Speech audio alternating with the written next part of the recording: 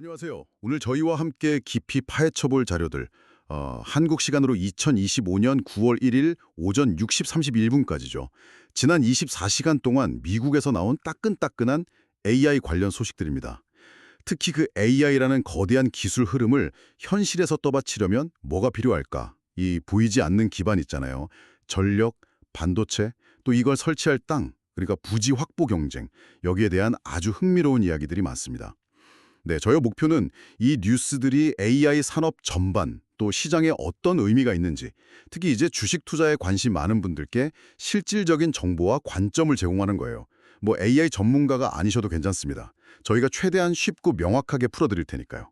자, 그럼 이제 본격적으로 한번 시작해 볼까요? 네, 오늘 다룰 내용들이 사실 AI 기술 발전이라는 그 화려한 면 뒤에 숨겨진 현실적인 제약들, 그리고 또 동시에 어디서 새로운 기회를 찾아야 하는지 이걸 잘 보여주는 것 같아요.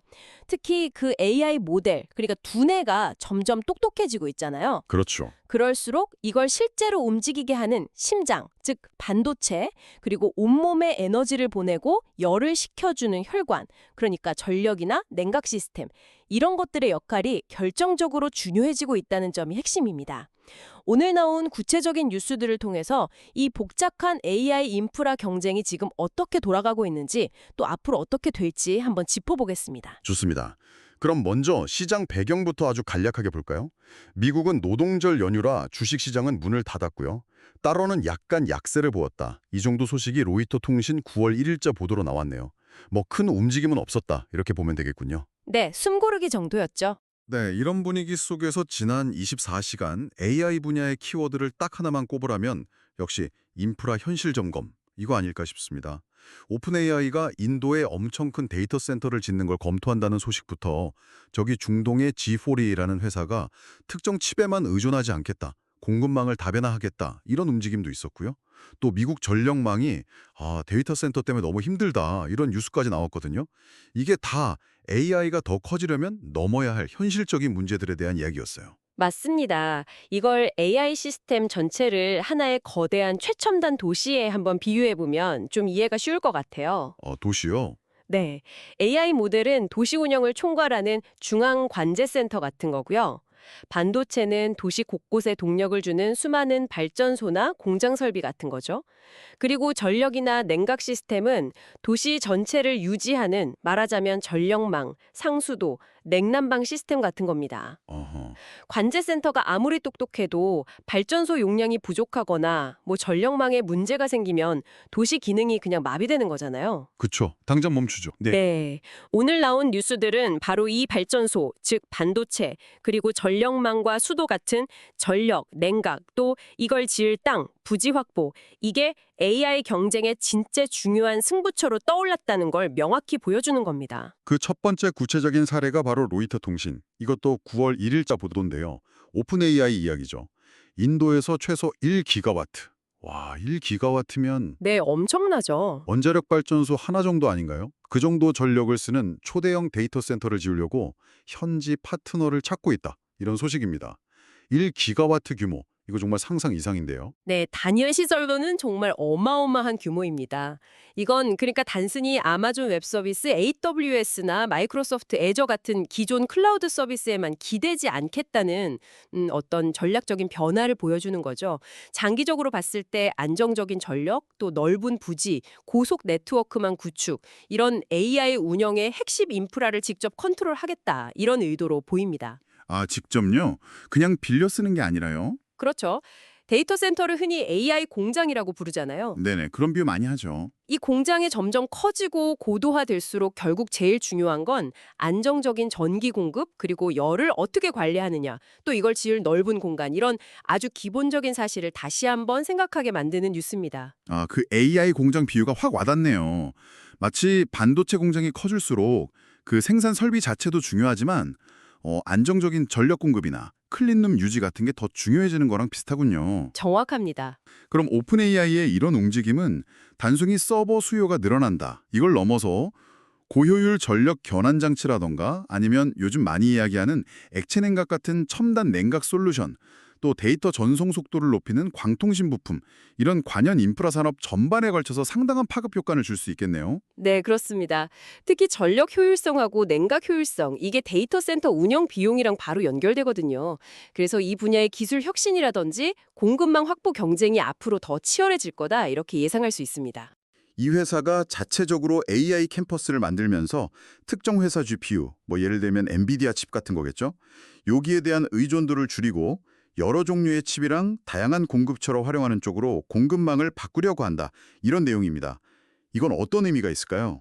이 G42의 움직임은요, 단순히 특정 회사에 대한 의존도를 줄인다, 이걸 넘어서 AI 하드웨어 시장 자체가 최고 성능 경쟁에서 최적 효율 경쟁으로 넘어가고 있다는 어쩌면 중요한 신호탄일 수 있습니다. 아, 최고 성능이 아니라 최적 효율이요? 네. 그러니까 무조건 제일 비싸고 성능 제일 좋은 칩 하나만 딱 고집하는 게 아니라 내가 하려는 AI 작업 종류가 뭐냐, 어느 정도 성능이 필요하냐, 그리고 주어진 예산은 얼마냐, 여기에 맞춰서 GPU도 쓰고 ASIC라고 주문형 반도체도 쓰고 FPGA 같은 프로그래머블 반도체나 CPU 가속계 같은 것들을 가장 효율적으로 조합해서 쓰려는 경향, 이게 강해질 거라는 의미입니다. 마치 우리가 자동차 살 때 모든 사람이 다 최고급 스포츠카 사는 거 아니잖아요. 그렇죠. 용도나 예산에 맞게 세단도 사고 SUV도 사고 전기차, 하이브리드차 이렇게 고르는 거랑 비슷해지는 거죠. 오, 흥미로운 관점이네요. 특정 엔진, 그러니까 칩 하나로 모든 길을 다 가는 게 아니라 목적지, 즉 AI 작업 종류나 도로 상황, 예산 같은 걸 보고 제일 맞는 엔진 조합을 고르겠다. 이런 전략이군요. 맞습니다. 그렇다면 이건 엔비디아 같은 선두주자 말고도 고객 요구에 맞춰서 칩을 설계하는 팹리스 회사들이나 또 대신 만들어주는 파운드리, 뭐 TSMC나 삼성전자 같은 곳들, 그리고 여러 칩을 효율적으로 연결하고 열관리하는 패키징 기술, 한미반도체 같은 회사들이 관련 있을 수 있겠고요. 아, 그리고 칩의 데이터를 빨리 공급하는 HBM, 고대역폭 메모리, SK하이닉스나 삼성전자, 이런 반도체 생태계 전반으로 기회가 퍼져나갈 수 있다. 이렇게 해석할 수도 있겠네요. 네, 그렇죠. 다만 실제로 엔비디아의 성능이나 그 생태계를 대체할 만한 그런 다양한 칩 조합을 찾는 게 현실적으로 얼마나 빠르고 또 효율적으로 될지는 이건 좀 더 지켜봐야 할 문제 같긴 합니다. 네, 물론이죠. 기술적인 검증이나 공급망 구축에는 당연히 시간이 필요합니다. 하지만 중요한 건 시장의 방향성 자체가 그렇게 움직이기 시작했다는 점이죠. 이건 관련 기술을 가진 여러 기업들한테 분명 새로운 기회가 될 수 있습니다. 이번에는 9월 1일자 월스트리트 저널 WSAJ 보도로 넘어가 보겠습니다. 미국의 여러 전력 회사들이 데이터 센터 지으려는 곳들로부터 전력 공급 요청이 아주 폭발적으로 늘고 있다. 이렇게 밝혔다는 내용인데요. 여기서 유령 데이터 센터, 고스트 데이터 센터라는 표현이 나와서 좀 눈길을 끌었어요. 이게 구체적으로 어떤 문제인가요? 네, 그게 일부 기업들이 아직 실제 데이터 센터 건설 계획이 확정되지 않았거나 심지어 부지 계약도 마무리되기 전에 일단 가능성이 있는 여러 지역 전력 회사에다가 동시에 그냥 대규모 전력 공급을 신청부터 해두는 사례가 있다는 지적입니다. 아, 미리 그냥 다 찔러보는 거군요. 그렇죠. 일종의 가계약 같은 거나 자리 선점 비슷하게요. 이것 때문에 실제 필요한 전력 수요보다 신청량이 너무 부풀려져 보일 수 있다. 이런 경고죠. 하지만 여기서 정말 중요한 포인트는 이런 중복 신청이나 좀 과장된 수요 예측 가능성을 다 감안하더라도 이미 건설이 확정돼서 실제 전력 공급 계약까지 끝난 데이터 센터 물량만으로도 미국 전역에서 대규모 전력 설비 증설이 시급하다는 겁니다. 이게 팩트예요. 마치 인기 콘서트 티켓 예매할 때 일단 여러 명이 막 동시에 접속해서 예매 시도하는 것처럼 전력망에 접속하려는 시도가 실제 수요 이상으로 몰리는 거군요. 네, 비슷한 상황이죠. 그런데 이런 서버, 말하자면 데이터 자동차들이 막 몰려들 때 필요한 변전소나 송전선 같은 전력 고속도로를 까는 일은 시간이 꽤 오래 걸리지 않나요? 계획 세우고 허가받고 땅 확보하고 짓고 몇 년씩 걸릴 수도 있을 텐데요. 바로 그 점이 핵심입니다. 전력 인프라를 짓는 데 필요한 리드 타임, 그러니까 걸리는 시간이 데이터 센터 건설 속도를 못 따라가는 병목 현상이 지금 현실화되고 있다는 겁니다. 아, 속도가 문제네요. 네. 아무리 최첨단 AI 칩이랑 서버를 다 확보해도 이걸 돌릴 전기가 제때 충분히 공급이 안 되면 전체 AI 시스템 성능이 제한될 수밖에 없는 거죠. 이건 투자 관점에서도 아주 중요하게 봐야 할 부분입니다. 어느 지역에서 어떤 기업이 전력망 확충 프로젝트를 따내는지, 또 얼마나 빨리 공급할 수 있는지, 이게 앞으로 AI 인프라 경쟁의 중요한 변수가 될 겁니다. 마지막으로 살펴볼 소식은 조금 다른 각도에서 AI의 현재 상황을 보여주는 것 같습니다. IT 전문 매체죠. 더 버지가 9월 1일자 기사에서 다룬 내용인데요. 사용자가 간단한 명령어, 프롬프트만 입력하면 AI가 실시간으로 영상이나 음악 같은 콘텐츠를 막 만들어주는 생성형 스트리밍, 이걸 소개하면서 동시에 선택과부하, 그러니까 뭘 골라야 할지 모르는 문제, 그리고 품질 관리의 어려움, 이런 문제를 제기했어요. 네. 기술적으로는 사용자가 원하는 콘텐츠를 즉석에서 만드는 게 점점 가능해지고는 있는데 이게 과연 사용자한테 만족스러운 경험으로 이어질 수 있느냐? 이건 또 다른 문제라는 지적입니다. 예를 들어서 사용자가 진짜 원하는 결과물을 그 수많은 생성 옵션 중에서 어떻게 효과적으로 찾도록 도와줄 거냐? 큐레이션 문제. 또 생성된 콘텐츠의 품질이 항상 일정하게 유지될 수 있느냐, 기존 저작권을 침해하지 않느냐, 유해하거나 편향된 내용이 포함되지 않느냐, 이런 문제들을 해결해야 한다는 거죠. 고려할 게 많군요. 네. 특히 실시간 생성은 이런 문제를 더 복잡하게 만들고요. 그러니까 기술이 신기하다, 이걸 넘어서 실제 사용성을 확보하려면 이런 안전장치나 품질 관리 메커니즘이 필수적이다. 이런 의미입니다. 마치 요리 레시피는 아는데 재료 준비나 조리 과정을 제대로 관리 못하면 맛있는 음식을 만들기 어려운 거랑 비슷하네요. 그렇죠. 기술 구현 능력만큼이나 결과물의 품질을 보증하고 사용자가 안전하고 또 유용하게 쓸 수 있도록 관리하는 그 운영 능력이 중요해진다는 거군요.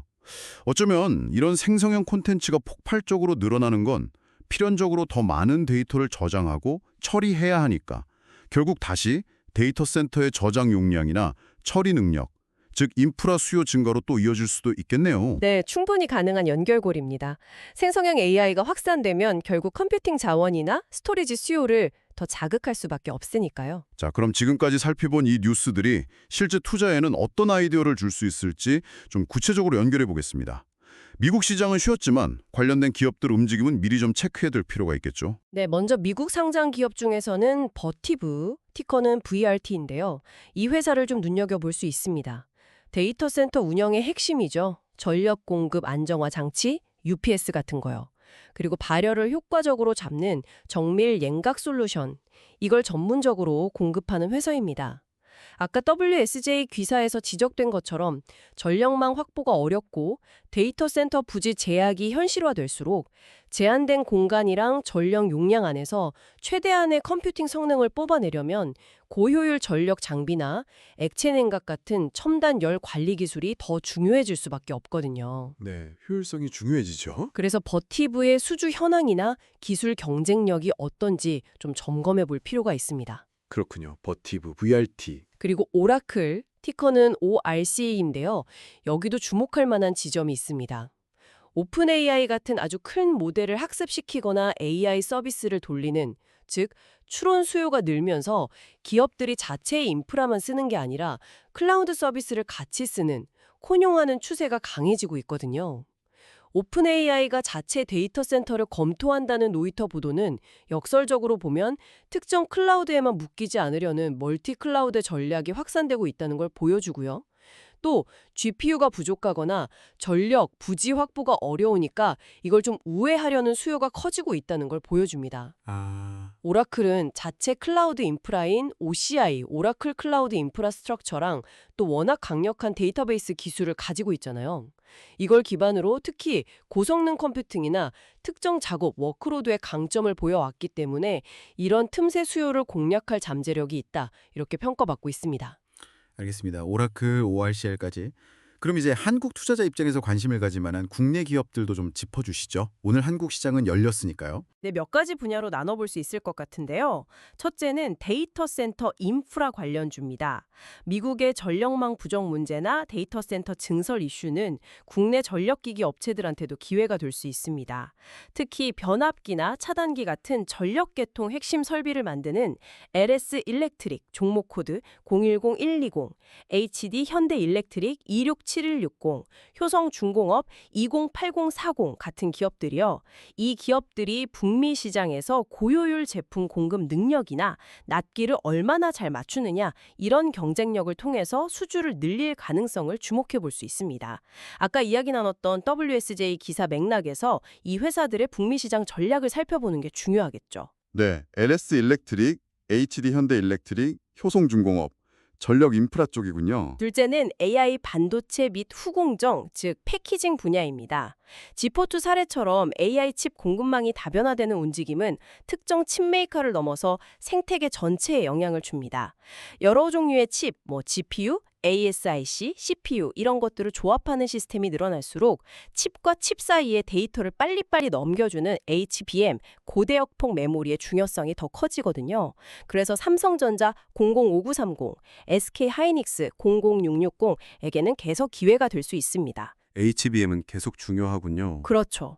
또 여러 개 칩을 하나의 패키지 안에 효율적으로 넣고 열을 잘 관리하는 첨단 패키징 기술 수요도 늘어날 거기 때문에 관련 장비나 기술을 가진 한미반도체, 042700 같은 기업들의 역할도 중요해질 수 있습니다. 이건 G4 관련 로이터 기사에서 나온 트렌드랑 연결해서 볼 수 있는 부분이고요. 알겠습니다. 삼성전자, SK하이닉스, 한미반도체. 네, 마지막 셋째는 플랫폼 및 관련 소프트웨어 기업입니다. 더버지 기사에서 다룬 생성형 스트리밍 같은 서비스가 점점 현실화될수록 네이버나 카카오 같은 큰 플랫폼 기업들, 아니면 기업용 AI 솔루션을 제공하는 더존 비지온 같은 회사들, 이런 기업들한테는 단순히 AI 모델을 제공하는 걸 넘어서 만들어진 컨텐츠의 품질 관리, 저작권 문제 해결, 유해 컨텐츠 걸러내는 필터링, 그리고 사용자에게 신뢰를 주는 투명한 운영 정책 수립, 이런 역량이 핵심 경쟁력이 될 겁니다. 아, 기술 자체만이 아니군요. 네, 기술 자체뿐만 아니라 얼마나 안전하고 유용한 사용자 경험을 설계하고 제공하느냐, 이게 관건이 될 걸로 보입니다. 오늘 분석을 통해서 보니까 AI 혁신의 속도라는 게 결국은 전력, 부지, 냉각 같은 아주 현실적인, 물리적인 인프라 확보 능력에 달려있다는 점, 그리고 AI의 두뇌 역할을 하는 반도체 역시 특정 기술 하나에만 의존하기보다는 다양한 옵션을 최적으로 조합하는 방향으로 가고 있다는 점, 이걸 명확히 확인할 수 있었네요. 네, 오늘 나눈 이야기들을 정리하면 크게 세 가지로 요약할 수 있을 것 같습니다. 첫째, AI 투자나 확산의 가장 큰 제약 요인이 이제 하드웨어 자체 성능을 넘어서 이걸 뒷받침하는 안정적인 전력, 효율적인 냉각, 그리고 데이터 센터를 지을 부지 확보 문제로 옮겨가고 있다는 겁니다. 네, 병목 지점이 이동하고 있군요. 그렇죠. 둘째, AI 칩 시장이 특정 기업의 독주 체제에서 좀 벗어나서 다변화될 조짐을 보이면서 메모리, 파운드리, 패키징, 전력 장비 등등 더 넓은 반도체 및 인프라 생태계 전반에 새로운 기회가 열리고 있다는 점이고요. 셋째, AI 기반 서비스는 기술적인 구현을 넘어서 사용자에게 신뢰할 수 있는 경험과 안전성을 제공하는 것이 필수적인 성공 요건이 되고 있다는 점입니다. 이런 변화들은 결국 AI 기술에 대한 접근성을 높이고 비용 효율성을 개선하는 방향으로 이어질 가능성이 크다고 봅니다. 네, 오늘 저희가 이렇게 깊이 파본 내용들이 청취자 여러분께서 이 복잡한 AI 산업의 큰 흐름을 읽고 또 투자 관점을 세우시는데 구체적인 도움이 되었기를 바랍니다. 마지막으로 이런 질문을 한번 같이 고민해 보면 어떨까 싶습니다. 지금은 분명 전력과 부지 확보가 AI 확산의 가장 큰 병목으로 지적되고 있잖아요. 네, 그렇죠. 그런데 만약에 기술 혁신이나 어떤 정책 변화로 이 문제들이 상당 부분 해결된다면 그 다음으로 AI가 더 넓게 확산되는 걸 가로막을 가장 큰 현실적인 제약은 과연 무엇이 될까요? 폭증하는 데이터를 전송할 네트워크 대역폭의 한계일까요? 아니면 이 복잡한 AI 시스템을 개발하고 운영할 숙련된 인력이 부족한 문제일까요? 혹은 우리가 아직 예상하지 못한 또 다른 문제가 나타날까요? 미래를 내다보는 관점에서 한번 생각해 보시면 흥미로운 통찰을 얻으실 수 있을 겁니다. 아, 정말 중요한 질문이네요. 저희도 계속해서 이런 질문들에 대한 답을 찾아 나가도록 하겠습니다. 다음 분석에서도 더 깊이 있는 정보와 날카로운 분석으로 찾아뵙겠습니다. 감사합니다.